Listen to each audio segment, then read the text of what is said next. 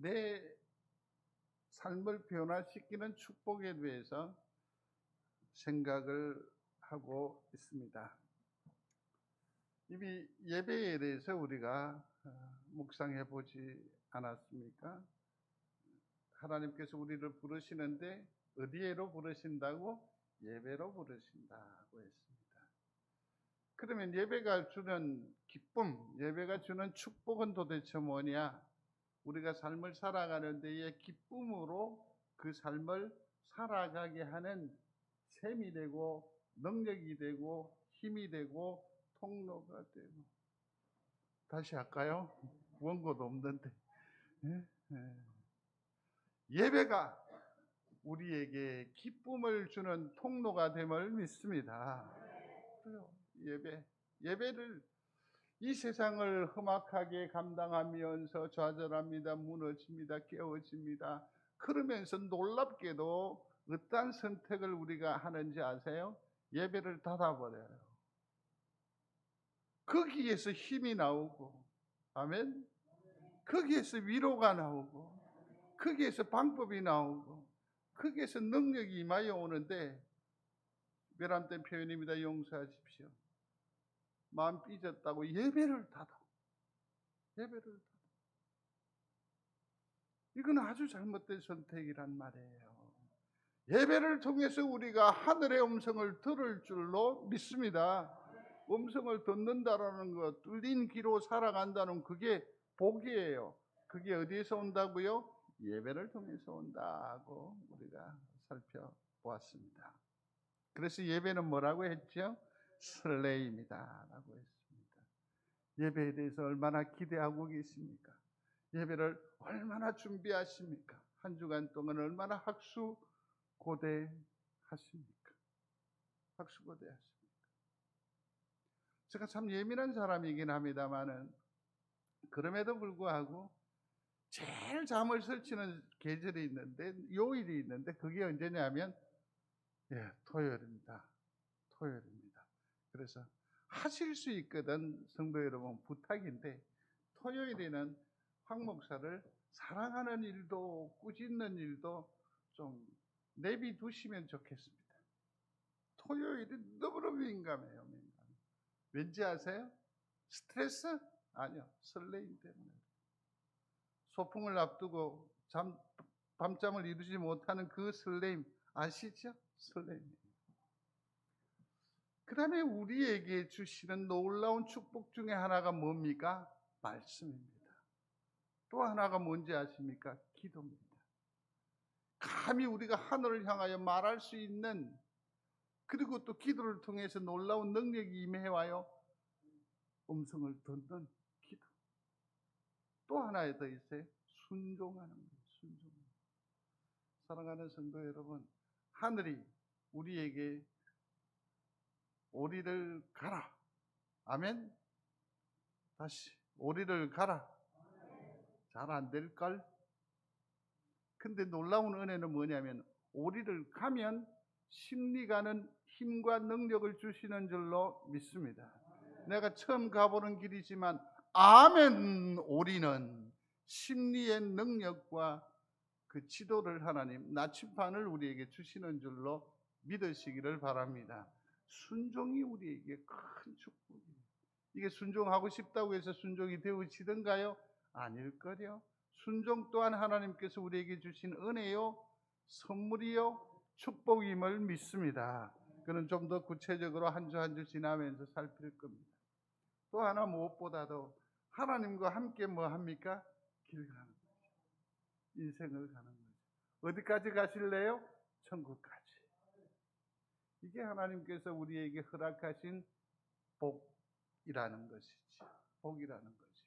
이 모든 복락을 다 누려 사는 우리 성도들이 다 되시기를 주의 이름으로 축원합니다. 그러니까 결국 말씀이라고 하는 것은 뭘 말하는 거죠? 성경을 말하는 것인데, 오늘은 성경, 곧 말씀의 축복에 대해서 잠시 생각을 해 보려고 합니다. 오늘 요한계시록 제1장을 주목해서 보시면 그 3절에 뭐라고 되어 있느냐 하면 예언의 말씀을 읽는 자와 듣는 자는 그 가운데에 기록한 것을 지키는 자는 복이 있나니 때가 가까움이라 라고 말하고 있습니다. 그냥 말씀의 축복이라고 해도 될 거고 기록한 말씀이라고 해도 될 터인데 여기에서는 독특하게 예언의 말씀이다라고 했습니다. 그러면 자칫 오해하면 이 예언의 말씀이라고 했으니까 요한계시록만을 말하는 말이냐 오해할 수 있을 것 같아요. 그러나 이 말에 대한 대답은 예와 아니요가 같이 있어요. 그게 뭐냐면 왜 예라고 대답을 할 수 있느냐 하면 요한계시록은 성경을 망라하는 것일 뿐만 아니라 성경의 뭐죠? 결론이라고 할 수 있거든요. 그래서 예언의 말씀은 요한계시록을 얘기한다? 예라고 할 수 있습니다. 그러나 또 아니요예요. 아니요도 답이 돼요. 왜냐하면 베드로후서 1장에 보면 거기에 보면 예언의 말씀이라는 말이 나와요. 제가 한번 읽어보면 먼저 알 것은 성경의 모든 예언은 사사로이 풀 것이 아니니 예언은 언제든지 사람의 뜻으로 낸 것이 아니요 오직 성령의 감동하심을 받은 사람들이 하나님께 받아 말한 것임이니라. 아멘. 그랬으니까 성경의 모든 말씀은 곧 예언의 말씀이다라고 정의할 수가 있겠죠. 그래서 여기서 말하는 예언의 말씀이라고 한 그 부분은 곧 무엇을 말하느냐 하면 감동으로 되어진 말씀, 하나님께서 우리에게 허락하신 말씀, 그렇게 계시의 말씀 이렇게 이해하시고 받으시기를 바랍니다. 근데 여기에서 참 많은 오해가 있더라고요. 성도 여러분 한번 생각을 해보십시오. 천주교에서는 보면 신약을 예수 그리스도의 세계를 하나의 첨가물로 취급을 해서 많은 어려움을 당해요. 그러니까 구약적인 사고이지요. 그죠? 구약적인 사고예요. 그러나 이 구약을 또 어떤 사람들은 요즘 현대신학자들은 제외하고 신약만 가지고 예수 그리스도를 말해요. 그래서 예수를 말하지 않으면 그건 설교도 아니고 아무것도 아닌 것으로 또 얘기하는 분들이 많이 계세요. 근데 성경을 감히 감하거나 제할 수 없습니다. 한번 보겠습니다. 예수님께서 베들레헴에 나실 것을 맨 처음에 어디에서 기록했죠? 구약이에요. 동정녀 탄생이나 애굽의 여정이거나 어린 나귀를 타시고 예루살렘에 입성하실 것이나 백성들에게 거절을 당할 것, 그 다음에 또 제자들에게 은삼십에 발리우실 것, 매를 맞을 것, 강도와 함께 십자가, 다음에 죽으심, 부활, 전부 다 어디에 명기되어져 있습니까? 구약에. 그래서 구약을 무시하면 안 돼요. 또 신약을 무시하면 안 돼요. 성경은 그대로 하나님께서 우리에게 주신 생명의 말씀인 줄로 믿습니다. 그래서 일단 이 말씀에 대한 생각을 달리해야 돼요. 파노라마 성경이라는 게 있어요. 이게 시중에 그 세미나를 60회인가 참석하는 것까지 포함을 해서 210만 원에 팔리는 성경이에요. 여러분 210만 원 하는 성경 한번 소개해 드릴 테니까 사실래요?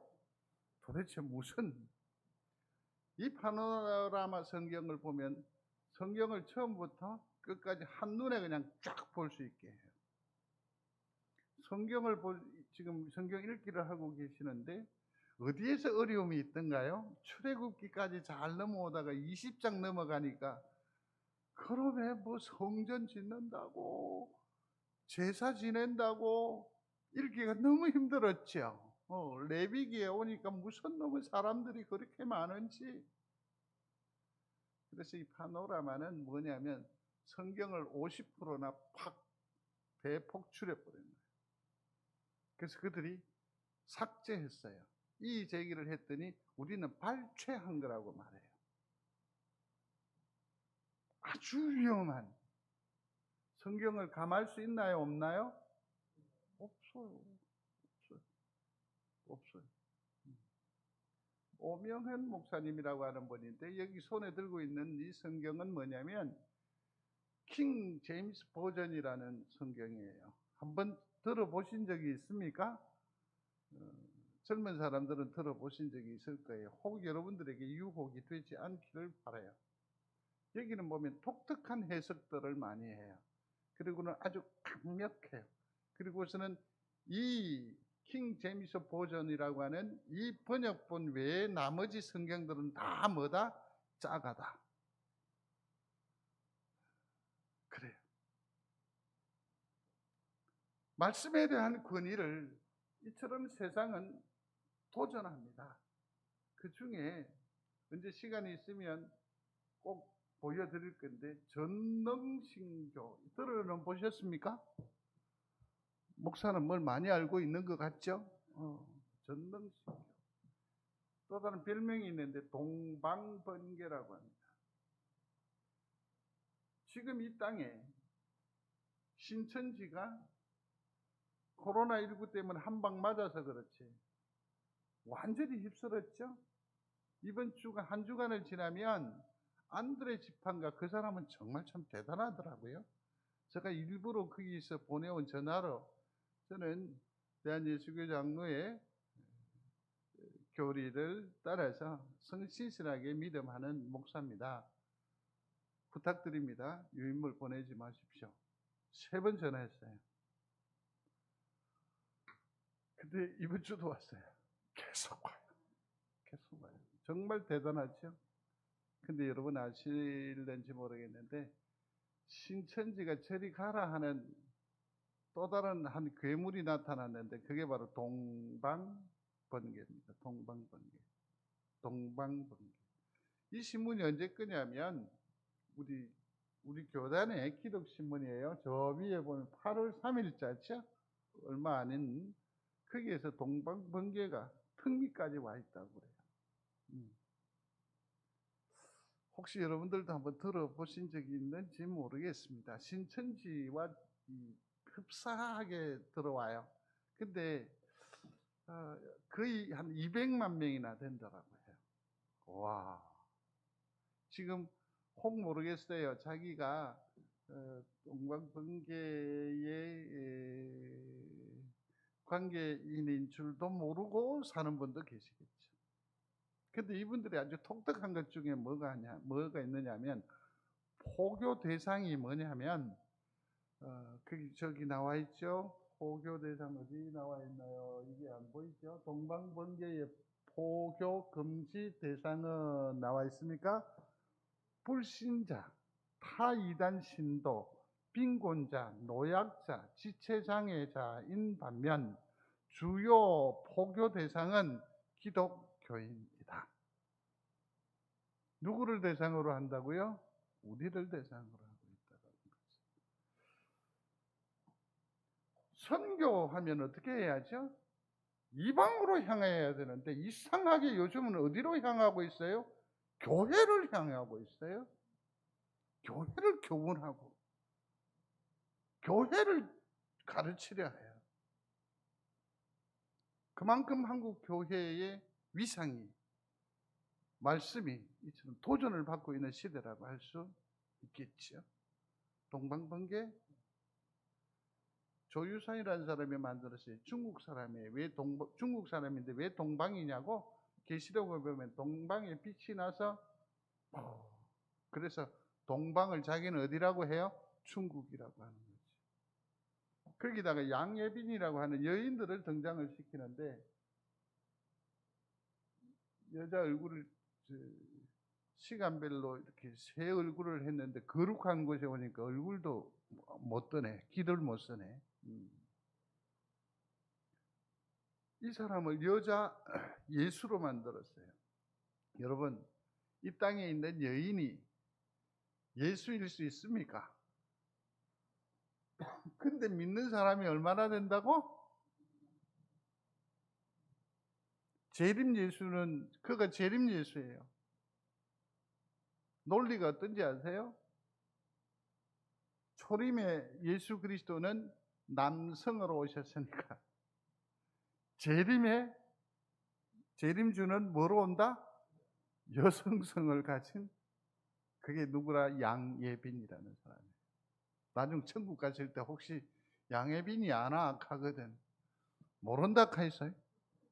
그게 맞지. 온갖 서적들을 다 동원합니다. 이 그림이 깨어지네요.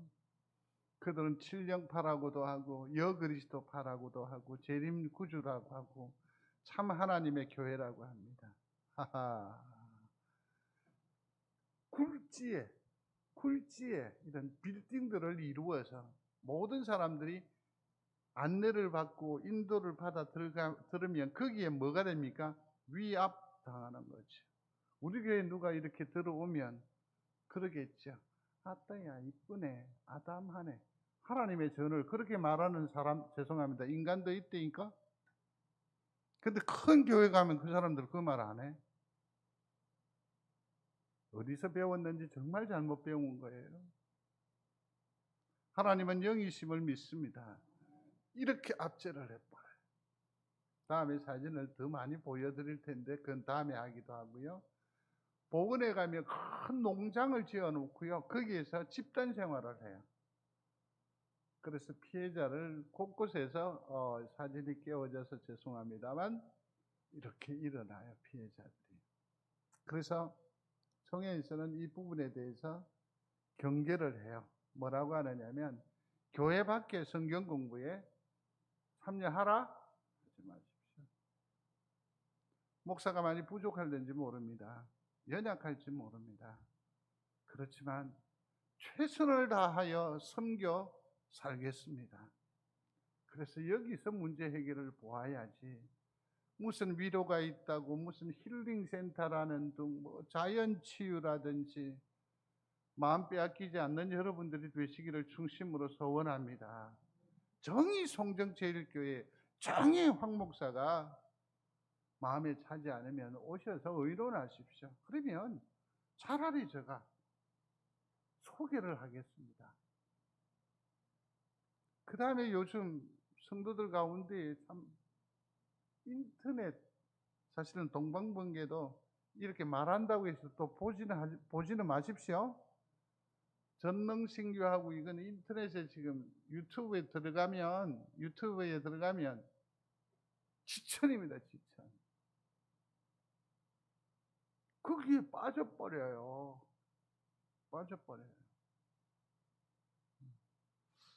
그걸 뭐라고 하죠?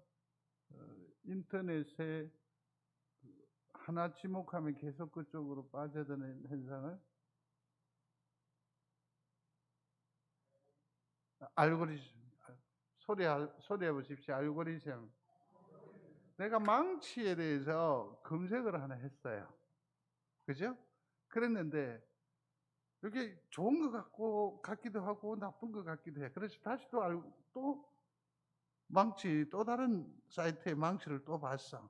그러고 나서 이제 뭐 잊어먹고 있는데 다시 입력을 하면 당신이 좋아하는 망치, 그래서 알고리즘이라는 거예요.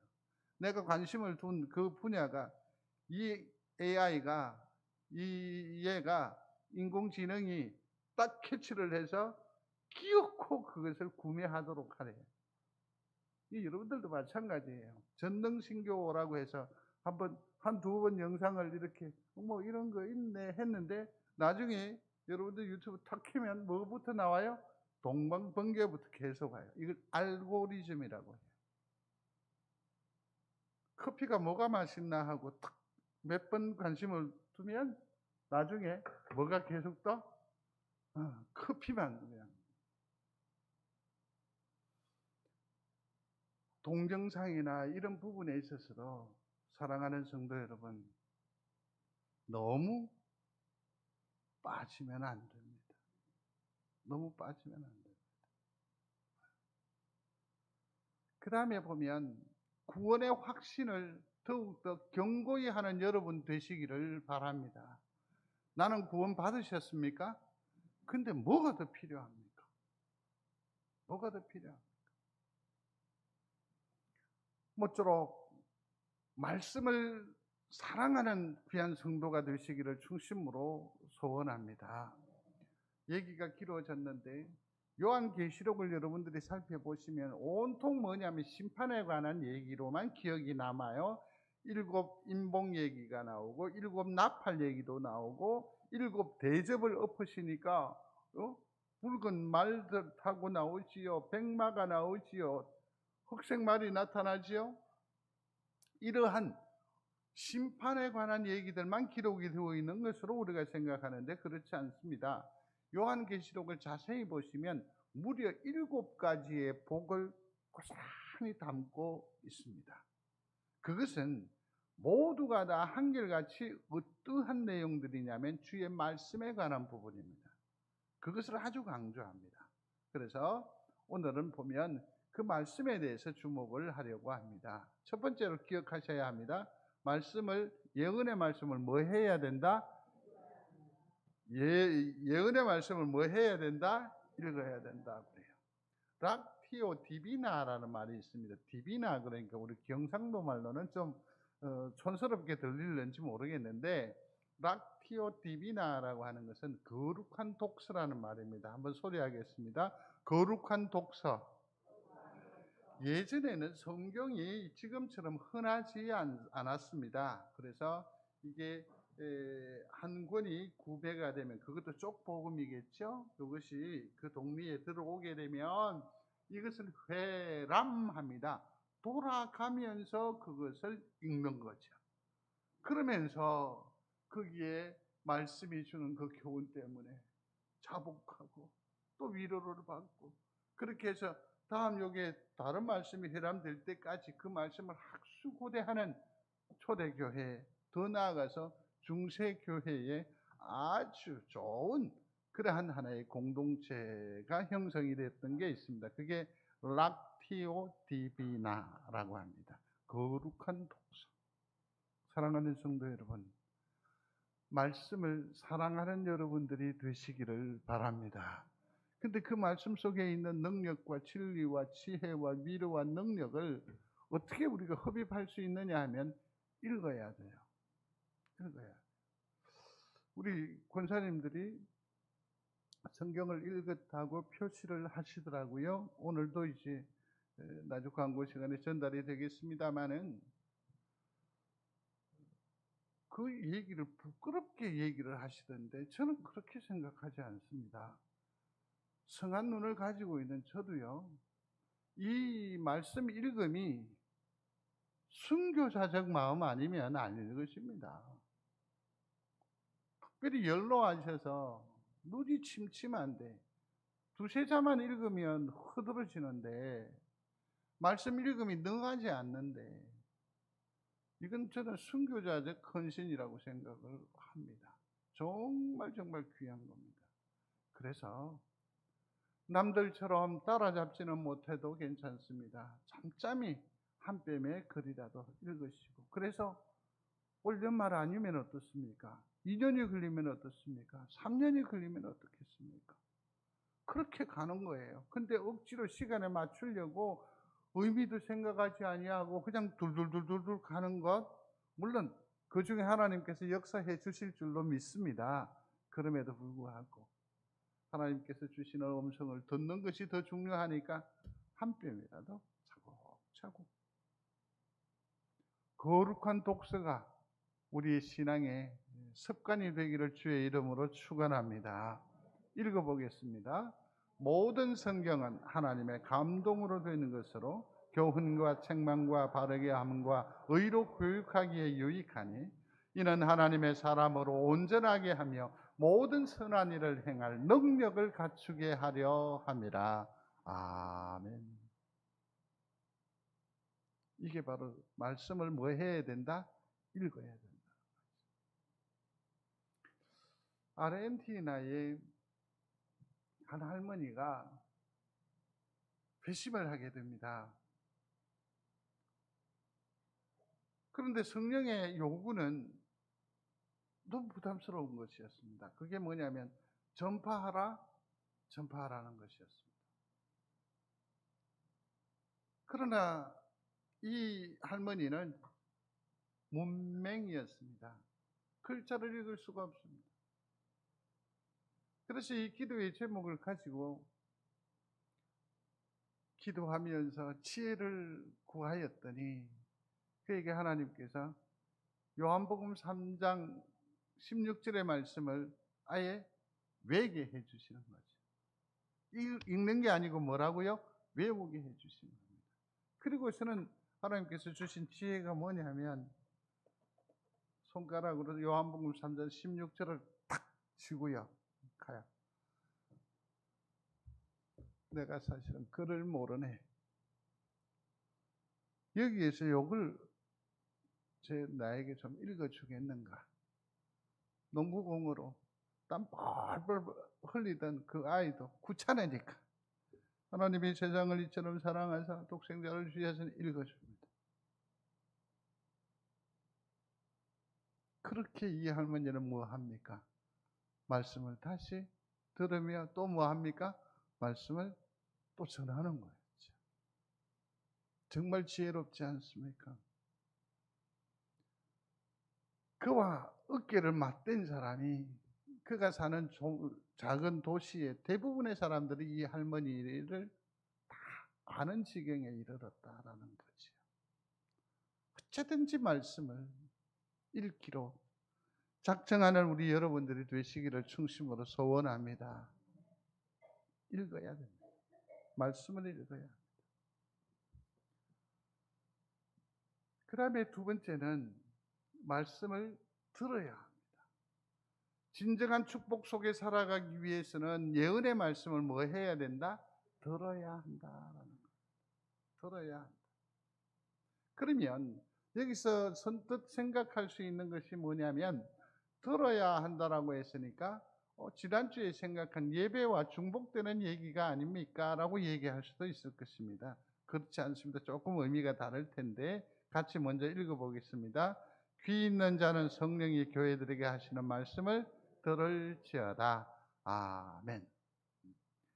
여기서 말하는 말씀을 듣는다라는 것은 뭐냐면 묵상을 말하는 겁니다. 뭘 말한다고요? 묵상. 이 책을 먹으라고 하는 유진 피터슨의 그 글에 보면 이런 말이 나옵니다. 그 글에 보면 묵상이라고 하는 것은 큐티처럼 이렇게 하는 것은 제일 중요한 건 뭐냐면 그것을 가지고 말씀을 분석하고 무엇이라 하는지 또 종합하고 이게 아니고 뭐냐면 그 말씀을 묵묵히 계속 묵상한다라는 것은 이 말씀을 듣는다라는 것으로 해석하는 거죠. 자, 이런 거룩한 경험이 있기를 바라면서 여러분들에게 여쭤봐요. 성경이 나에게 말씀하시는 것을 경험한 성도가 계십니까? 있었어요. 말씀하셨어요. 근데 우리가 그것을 전혀 다른 개념으로 받았기 때문에 내가 읽었다라고 말하는 거예요. 아니요, 성경은 그렇지 않아요. 내가 읽은 게 아니고 성경이 나에게 말씀하신 거예요. 믿으시면 아멘. 그러니 성경 읽음이 얼마나 중요한지 알겠죠? 내가 읽는 것이 아니라 뭐 한 거라 내게 들려주시는 게 되는 거예요. 우리가 소리를 내지 않아요? 이렇게 꼭 깨물고 성경을 눈으로만 읽었다 쳐요. 그럼에도 불구하고 그것은 오직 네게 이것이 있으려니 네가 니골라 당의 행위를 미워하는도다 말을 하지 않고 그냥 눈으로만 읽었다. 말을 하면 뭐가 됩니까? 이 소리가 어디로 와요? 내게로 옵니다. 소리를 내지 않아도 하나님의 음성은 어디로 와요? 이렇게 오는 거예요. 그래서 피터슨은 뭐라고 한다고요? 이것을 묵상을 듣는 것이라고 하는 거예요. 듣는 것이라고 해요. 오직 여호와의 율법을 즐거워하여 그의 율법을 주야로 묵상하는도다. 그러니까 말씀 앞에서 그렇게 해서 주의 음성을 듣는 여러분들이 되시기를 주의 이름으로 축원합니다. 너무 주의 말씀을 환상적으로 또 그렇게 기릴 것 없어요. 예컨대 가만히 앉아 있는데, 황 목사야, 김해로 가라. 황 목사야, 저기 신식당 옆에 있는 땅을 사라. 수능 들이라는 거 아시죠? 어느 목사님은 교회 옆에 있는 공터 사라고 하나님 말씀하셨다 하던데, 하나님 절대로 그런 말씀 안 하십니다. 장담합니다. 장담합니다. 그런 말을 속지 마십시오. 말씀으로 말씀하시는 하나님, 그 하나님을 만나는 여러분들이 되시기를 중심으로 소원합니다. 그래서 말씀을 뭐 하라고요? 들어야 한다. 세 번째는 뭐냐면 말씀을 지켜야 한다라는 거예요. 한번 소리하겠습니다. 이 예언의 말씀을 지켜야 한다. 보라, 내가 속히 오리니 이 두루마리의 예언의 말씀을 지키는 자는 뭐가 있다? 복이 있으리라. 축복을 7가지라고 하는데 그 중에서 다른 거 다 제쳐놓고 마지막 부분에 이 말씀을 더욱더 강조해요. 다시 한번 읽어보겠습니다. 보라, 내가 속히 오리니 이 두루마리의 예언의 말씀을 지키는 자는 복이 있으리라. 아멘. 퀴즈입니다. 자, 이제 성경 보지 말고 저만 보셔야 됩니다. 예언의 말씀을 지키는 자는 복이 있으리라. 성경 어디에 나오게요? 안 들려요. 크게 해줘야 돼요. 요한계시록 22장 7절의 말씀이에요. 7절의 말씀. 마지막 부분에 아주 심도 있게 강조하는 것이 있는데 그게 뭡니까? 이 말씀을 지키는 자는 복이 있으리라. 믿는 성도가 되시기를 중심으로 소원합니다. 말씀. 성경이죠? 한때 우리가 그 성경대학을 공부하지 않았습니까? 그때 여러분들에게 보여줬던 그림이기도 한데 시편 119편 97절 뒤에 나와 있는 말씀인데 주의 말씀은 내 발의 등이요 내 길의 빛이니이다 라고 합니다. 아무리 어렵고 힘든 상황이라도 주의 말씀을 붙들어야 합니다. 아멘. 왜냐하면 하나님의 말씀은 지혜의 원천이 되기 때문에, 하나님의 말씀은 내 발의 등불이요 내 길의 뭐기 때문에 빛이 되기 때문에 나로 미끄러지지 않게 해요. 나로 무너지지 않게 한단 말이에요. 하나님의 말씀은 우리에게 기쁨을 주시기 때문에 주의 말씀을 어떻게 해야 한다고요? 붙들어야 돼요. 이 일에 승리하는 우리 성도들이 다 되시기를 주의 이름으로 축원합니다. 말씀을 맺습니다. 말씀은 축복입니다. 우리의 삶을 변화시키는 줄로 믿습니다. 그러므로 이 말씀을 어떻게 해야 한다고요? 읽으십시오. 또 어떻게 하라고요?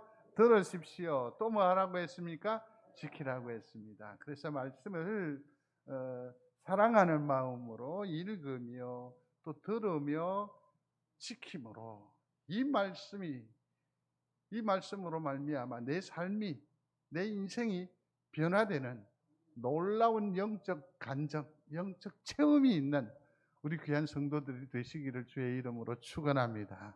말씀으로 변화를 경험하는 믿음의 식구들이 다 되시기를 거듭 주의 이름으로 축원합니다. 고마우신 하나님, 말씀을 주셨사오니 말씀대로 축복하여 주옵소서. 내 삶을 변화시키셔서 주님의 기쁨이 되게 하여 주옵소서. 우리가 귀 기울일 때에 주께서 말씀하여 주시고 우리가 갈급해할 때 주의 말씀이 우리 심령에 샘솟듯 일어나게 하여 주옵소서. 예수님 이름으로 기도드리옵나이다. 아멘. 교회 소식을 첨부해 주시기 바랍니다. 코로나19 4단